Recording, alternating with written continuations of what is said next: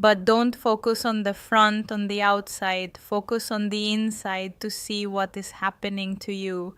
And be honest. Don't ever be afraid of having imperfections, because true perfection simply doesn't exist within humanity.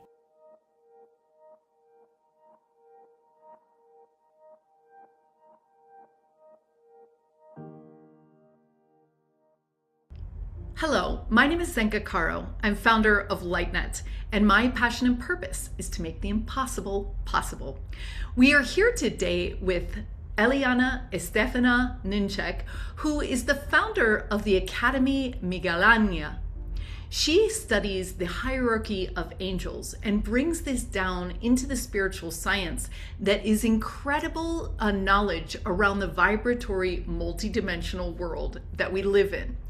I have seen her heal people, and it's nothing short of a miracle. Over and over and over again in a room of 30 people. It was unbelievable. She has really taken ancient wisdom, combined it with modern science, and she's presented over 200 times around the world, and she has over 1,000 students. Check it out. What exactly is my passion? My passion is love. And it is all about true freedom. My passion is finding love in every person when they can't love themselves in the darkness. We're always used to everything being beautiful, but it's not always like that. God created duality, God created sadness and suffering, and my passion is to love both. That is my passion. There was no moment I said, like, this is what I'll do, this is what I came to do. In fact, I didn't go to it, it came to me. I studied, did my own thing, opened my beauty salons and so on, and this was simply happening. It wasn't something I was trying to force, it was something my soul was meant to do. I didn't have a choice, it just happened. And it wasn't that at some point I said, okay, yes, this is my calling. Because in fact, I don't even say that to this day. Oh yes, this is absolutely my kind of thing. Because what in life ever truly remains permanent? Nothing. Our jobs are nothing at all. Nothing. Children grow, houses are built, all things are made, everything dies and is born all the time. So I can't say this is mine. This is today. Tomorrow, I don't know. The important thing is to be able to enjoy that new thing that's coming. Oh man, well, where do I even start? Because it's very long. But since I was little, I had many connections with many beings that at that moment weren't so positive. By positive, I mean they didn't tell me very nice things. They were more destructive. They connected me more with the astral plane.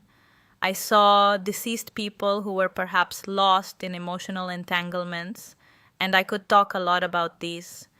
But that was my learning. My learning was in darkness, and everything I share about the astral is based on my experience communicating with direct astrals, whether through possession of a body or by looking in a mirror, simply speaking telepathically with them. That was like my beginning. Everyone sometimes thinks I was born with a silver spoon in my mouth, and that everything in life was wonderful for me and everything was divine, and that, oh yes, I'm talking to Archangel Michael. No, the truth is no, and I had a somewhat complicated childhood with a mother's absence, a father's absence. And so all of that was creating the human being that I am today. I'll give you an example. I've had many conflicts with my maternal side. She has assaulted me many times, to the point of wishing me to somehow depart from this earthly plane. And what that did was create a profound shift within me, to open myself to unconditional love, free from judgment.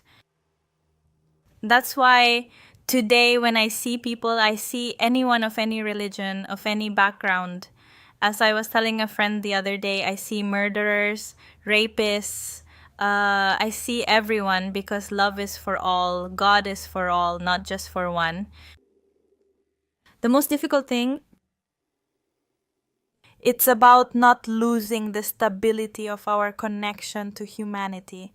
Because when you have that permanent connection with who you truly are, that divinity within your heart, it's incredibly joyful, and it can even become addictive.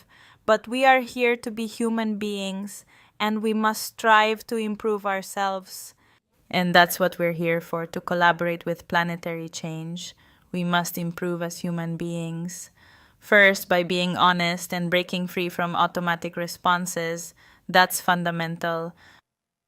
So, the balance is between humanity and heaven. It's bringing heaven down to earth, not earth up to heaven. Otherwise, we'll be spaced out all day. So sometimes I get a little lost in those conversations, in that information that takes me away from my present and my sense of humanity. So that's when I always have to be observing myself to see how far I go. It's important to observe the ego. The ego is the personality you were given, the one you formed with your parents. And the ego always has a tendency to want recognition, it has its needs, its shortcomings, especially with a traumatic childhood. So it's crucial to work on your humanity to connect with the celestial or extraterrestrial or whatever you want to call it. It's fundamental because otherwise you're just filling your shortcomings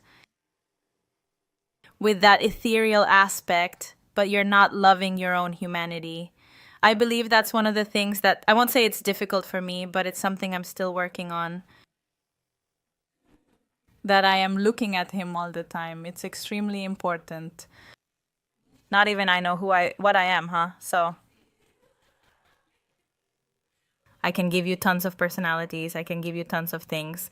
My character is Eliana Estefanía Wnetrzak, who studied dermatocosmetology, esthetician, psychology, psychopharmacology, psychogerontology, daughter of, sister of, right? Is that understood? That is my personality, which has all its shortcomings, which has its emotional cysts, and so on. And then we have a heart, the divinity that dwells within us, which coexists with many planes, the planes they call extraterrestrial, Zulmas, Pleiadians, Syrians, Arcturians, and the infinitely, because creation is infinite. We can't grasp it with our minds, we can only feel it with our hearts. So, what can I tell you about who I am? I simply am, that's it. Okay, but for the people who we were perhaps going to cut some videos for that interview, but to explain a little bit about how to work with people. That is to say, people come, we sit down, I connect. Just to give a little bit of context. Yeah. My work style? Okay, yes, I get carried away. All right, well, what exactly are Miguelian healings? Miguelian healings are connections from soul to soul. When we come here, we lock up our hearts, our very divinity in a tiny cage, like a little bird, and we don't let them be free. How many times have you found yourself saying, well, I must do this, but my heart wants to do that, right? So we keep adding layers, we keep boxing it in, and we don't allow that divinity that comes to experience itself to simply express. So we cover it so much that we no longer even know who we are, what we want, or where we're going.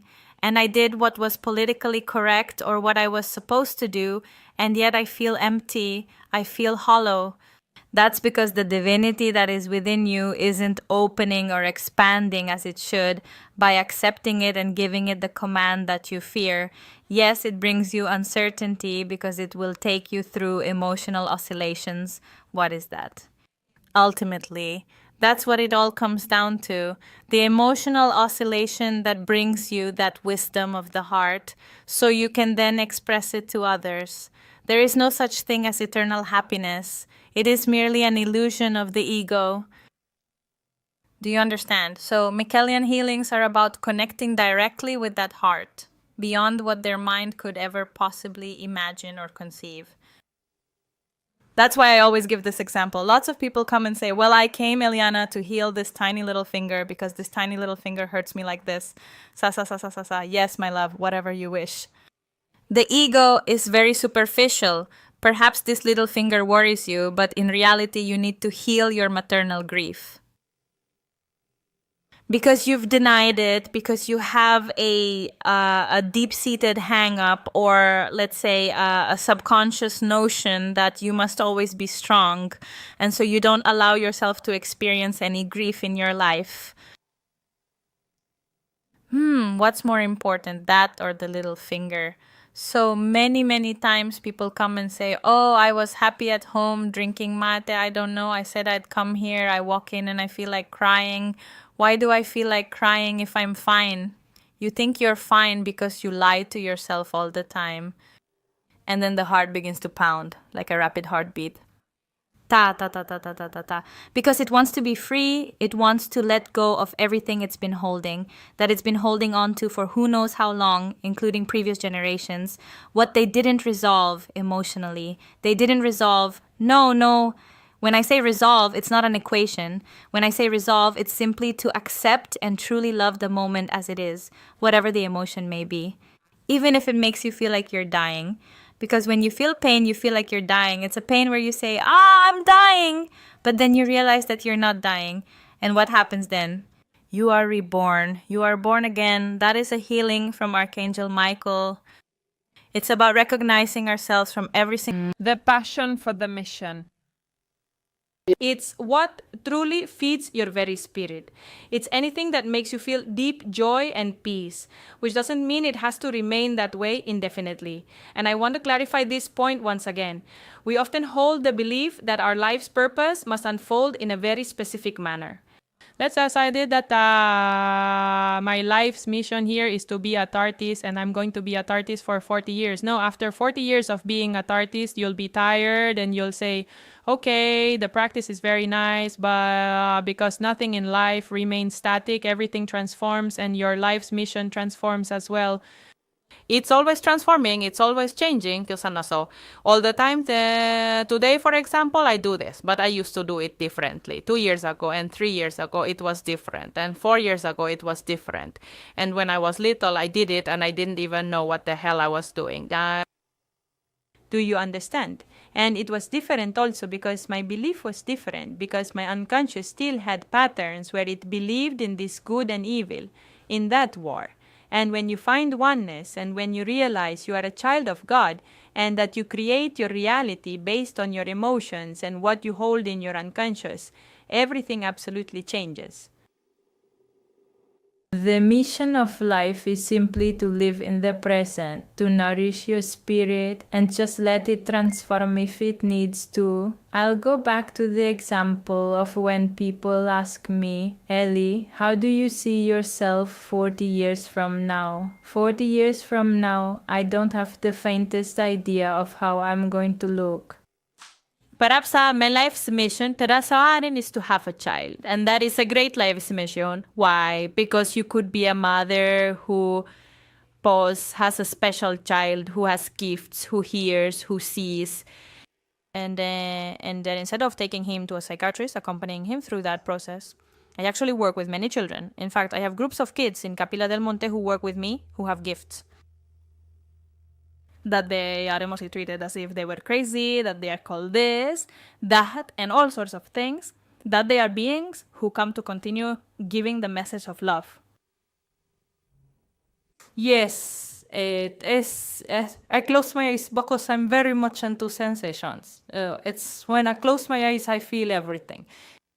I feel everything, even before I walk in. Many times I feel people's anxiety, I feel their nerves, I feel the pressure in their chest that are like this, and people straining as if saying, no, what's happening to me? I don't know if I'm having a panic attack. I'm going to have a heart attack. I have tachycardia. I'm feeling all of that within me. And in that moment, as I stand here, I'm also perceiving how some hearts are already automatically opening on their own and releasing. They're opening, letting go of whatever they need to let go of, wherever they might have an emotional blockage. Where I have a physical or non-physical illness, because sometimes the symptoms are there, but there's no diagnosis as such, and that's the pre-stage, you see. But they are emotional cysts, they are emotions that are trying to, this is scientifically proven by biodecoding with Hammer's focus, isn't it? When you have an emotion, Hammer's focus forms in the brain. It tries to fix that emotion. You don't process in an organ like, say, your throat, etc. But it doesn't mean the emotion goes away. You heal your throat, you heal the tonsils, the emotion returns later. It's like taking a moment of relief to rest from that emotional vibration you don't dare to accept and love. From the very dawn of recorded time, we have known about separation. That is something we are already well aware of. So why don't we make an effort to unite? Why don't we try, with each of us holding our own beliefs, respecting one another, to accomplish something for the world? My call is to all religious leaders. I will sit at that table and say, all right, we know that each person has their own theory, their own truth, and so on and so forth. We all possess the ability to create our own truth every single day. That truth is yours. Fantastic, brilliant. I love it. I bless you. I'm really enjoying myself. I find her to be quite victorious. All right, let's do something. Something together. Whether you're Catholic, evangelical, Taoist, whatever it may be, it all leads to one single purpose. It all serves to nourish the spirit. Why don't we try something different and cease repeating the mental routine of what is supposedly politically correct, what constitutes truth, and who truly possesses it? Connect with your heart and let go of so many things that are just beliefs, because we have so many beliefs that are ingrained in us from the moment we are born, and everything we read, which was written by someone else based on a concept they had at some particular time, it's understood that it's real, real is now, real is what we are feeling. And if you believe that, and I think this is wonderful, but what do you feel? Do you feel like giving love? Do you feel like supporting others? Do you feel like seeing yourself? All right, let's go. No matter what you believe, no matter who you are, let's shed the suit and simply offer our hearts and hands. That is my life's dream. Listen, feel, and observe when you sense things. In that moment when you are with someone and it gives you a feeling, what is happening to you? But don't focus on the front, on the outside. Focus on the inside to see what is happening to you. And be honest. Don't ever be afraid of having imperfections, because true perfection simply doesn't exist within humanity. But don't focus on the front, on the outside. Focus on the inside to see what is happening to you. And be honest. Don't ever be afraid of having imperfections, because true perfection simply doesn't exist within humanity. I see a gym, I'm going to train, boom, bang, pow. And suddenly I meet a woman who has very suggestive leggings with a very, very revealing top, right? So I start with the criticism. And I start, oh, look how she comes to the gym. Is she coming to train or is she coming to show off? Dala, stop. Because I know that many people find themselves in that very position.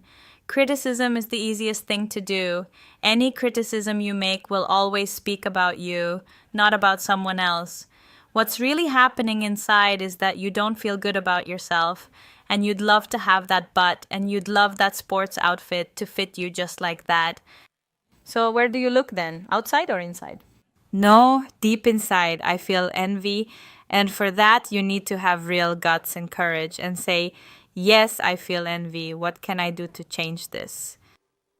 I take care of myself. I need to love myself. I need to take care of myself with food, exercise. I need, dye my hair. I need whatever your temple needs for you to feel complete, but for you, not for others, not for approval, because that is an emotional void. Simply so that you wake up in the morning, look in the mirror and say, wow, today I feel great. So that's it. That would be the main piece of advice. Every single emotion that makes itself present, this is just one example, and it's a very typical local one, but every emotion that makes itself present, you must always observe it. Your partner is a great teacher. All that anger that sometimes makes you lash out because they don't do things as they should, or as you'd like, or not this or that. Well, all of that is pure magic for your soul, because the person is who they are and love is unconditional. On the condition that this love does not have any negative effect, deeply in a hurtful way. I'm talking about, we're not going to say unconditional love to a man who hits you, for example, right? That right there is teaching you self-love and all that. But I'm referring to what happens to you with that. For example, I don't know, my husband leaves his stuff lying around and I go crazy, and your husband leaves his stuff lying around because that's just how he is. Now, what's your problem with that? What does it take to pick them up for 2 seconds and fold them? Can we talk? Yes, of course we can talk, but it's always about you, and your partner's the strongest teacher you'll ever have. Where everyone is truly focused on their mission, it would cease to be a mission then, because humanity would no longer care about such things. That is what the ego is. Do you understand what I mean? They would simply exist. They would simply be, nothing more than that. It's like wanting to project an eternally happy world. Pause. And what would there be in an eternally happy world? Pause. Where there's nothing, no war, no fighting, no arguments, no opposing emotions stirred by another person. Everything is positive, everything is beautiful. Pause. How would you even know? Do you understand? If everyone were on their own mission, it would no longer be a world searching for a mission. It would be a oneness simply existing. Do you understand? That's why we really need to enjoy the present moment. It's truly beautiful to be human and to have this unique opportunity of duality, to be able to truly know yourself, to feel yourself in all aspects of life, both the earthly and the spiritual ones. We are all in a time of great change, and we are searching for that. I always share this thought. Whatever your search, it is valid. There is neither good nor bad. If going to church and praying the rosary makes you feel good and you feel it fills your spirit, that's enough. When it stops filling your spirit and you start having doubts and want to change, that's great. If you want to go to the evangelical church, pray, ask for the Holy Spirit. I love the evangelical church. And feel the fire of God in your heart and nourish your spirit. That's great. And if you like to go meditate and chant Om, and if you like to read books on metaphysics, and if you like whatever you feel truly nourishes your spirit. You know, when your spirit feels joyful, when your heart is full, it's like that peace that makes time stand still and lets you enjoy the scent of flowers, the breeze caressing your face, the textures of the fabric, the temperature of the place, where it allows you to truly be yourself. That's why, to me, there are no religions, good or bad, not this one, not that one, not any other. Every single thing is perfect in its own time, and it is absolutely necessary. We cannot at times wish to run when we are just barely taking our first steps. Because that's ego. They always tell me, oh, Ila, yes, because you cured my cancer, or you cured this, I didn't heal you. Eliana Estefanía Wnetrzak is taking care of her humanity, her life, trying to get her rest, to deal with their emotional needs and shortcoming, yes, of all that deep internal work. The moment I stand before that person, the only thing I do is open my heart, open myself as a channel, and simply let love do what it is meant to do. I am not doing anything at all. And when a person opens up to their inner self, they heal themselves. Do you understand what I mean? Let's imagine for a moment a person who has gastritis or an ulcer in their stomach. So the heart opens, and my heart, in a way, to give it symbolism, but no. In the heart, there is no symbolism, no form. There is nothing, right? It opens and tells you, well, you've been enduring since you were little, taking care of your parents. That's why you have that ulcer in your stomach that your grandfather had 7 generations ago, who had been enduring. Is that clear? Good. So, my heart is asking your heart this question. Do you truly wish to surrender to that pain and declare, I am so tired, I no longer want this? At that very moment, you automatically step into your own darkness. The darkness truly hurts. You cry, you scream, you vomit, etc. Once you expel all of that, your organ begins to heal because that emotion is no longer deeply rooted within that organ. That's why I do nothing. A person heals on their own. When they accept themselves, when they truly love themselves. I'm just standing there. And in fact, sometimes I have mental songs playing. Sometimes I sing Karol G. Because no, in fact, if I start to take action and want to achieve something, I simply limit it because I'm doing it with my thoughts. And our thinking has a limit. Do you understand? If I say, well, I'm going to take this out here, I'm going to operate here, I'm going to do. That doesn't exist. That is not real. That's an ego fantasy to feel important. Quite simply, this is a message that I would like to give to all the channels. At present, there are many channels that are kind of misguided. Misguided is they need to introduce themselves, right? Hello, how are you? I'm Pepito Juarez. I'm this and that. I studied at some fancy pants place, master of masters, of little master, of baloney, right? It's as like the Dustes countries is saying, and I have to tell you right now, this very moment, what your grandfather was telling you, it's like those are disorganized channels seeking approval or covering up an emotional issue they haven't worked on themselves. So when we find ourselves off track in that particular moment, we are not doing the will of God. God, Father, Mother, Creator, the universe, universal energy, our higher selves. Use the name that resonates most with you. Is that clear? And Anzesamiason has been happening since the earliest times. Yes, it was in ancient Egypt when Asenodas was Maskiantas when knowledge was acquired. Many used it from ego. Ananefas Afro-Brazilian religions and all related to managing astral beings have also been taken by ego. Understood? For they, to mean truth, come to accompany our process. They come to help us. But someone discovered that they were dual in nature and that they could materialize things and that they could work for a double side. Because the celestial kingdom only knows one polarity. Understood. So, one has to stay firm in oneself, connect with oneself, be honest with oneself. Look, are we always going to have something? We're always going to have something. That doesn't exist because many times I'll do an individual session. So, okay, yeah, go ahead. How are you? How are you doing? So. Tell me, how do you get along with your mother? And the first thing they say is, oh no, I already processed my mother in a constellation. I processed her in, I don't know what, I processed her in can healing, blah, blah, blah. And why are you crying? Because we will always be working on ourselves. That is what we came here for. It is not just working, it is self-experimenting and accepting ourselves. Because work sounds hard, it sounds like a duty, and it is not a duty, it is a joy. It is a joy. Today I am going through this, I become flexible with it, I accept it. Does it hurt? Of course it hurts. But it's the only way to transform myself and be better and be a purer channel to accompany the other's process. Because that's all we do is to accompany the other's process. More than that, we cannot do. No one heals anyone. The only thing that heals is love and faith.